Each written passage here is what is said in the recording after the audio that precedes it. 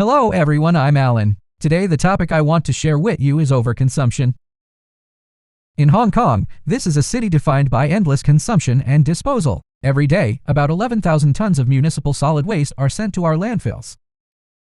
On average, each person disposes of 1.4 kilograms of waste per day. Although the recycling rate slightly increased to 34% in 2024, it is still far below the government's target of 55%. When our landfills overflow, where does the waste go next? It encroaches upon our living spaces. So, I believe that the essence of consumption depends on you and me, that is, the group of consumers.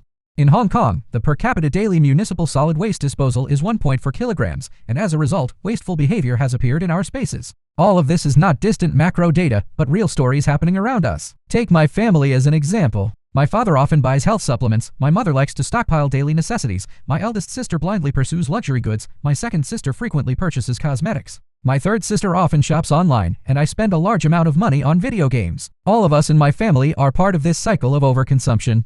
Overconsumption is commonly linked to consumer culture, mass production, and lifestyles that encourage constant buying and disposal. Why do we fall into this kind of overconsumption? I believe excessive consumption is primarily caused by three factors: socio-psychological triggers, emotions, and cognitive biases. Therefore, these three groups of people are the most affected by overconsumption: young people aged 12 to 22 without income who rely on family pocket money, driven by instant gratification and social approval; elderly people aged 55 and above with some assets and fixed investment income who crazily buy useless health supplements due to health anxiety; and working adults aged 28 to 54 with a certain level of income who are trapped by refined poverty. And working adults aged 28 to 54 with a certain level of income who are trapped by refined poverty and social pressure, needing to keep up appearances to maintain their social networks. Having understood the psychology behind overconsumption, let us turn our attention to the real streets of Hong Kong to see how all this plays out in everyday life. Firstly, in a clothing store, girls pick out their favorite clothes and take selfies in front of the mirror, while behind them, clothes are piled up high. Here, the consumer logic is very straightforward: this outfit looks good and suits me well, so I will buy it.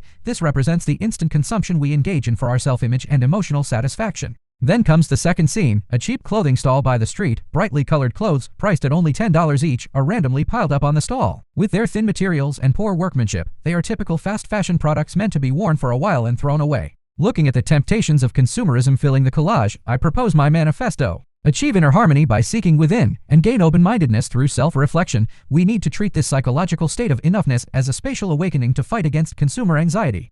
First, facing waste directly and waste not, the artist Song Dong filled a massive exhibition hall with tens of thousands of discarded items his mother had hoarded throughout her life, reluctant to throw anything away. This extreme accumulation visually exposes the mountains of garbage created by human greed and overconsumption in our era.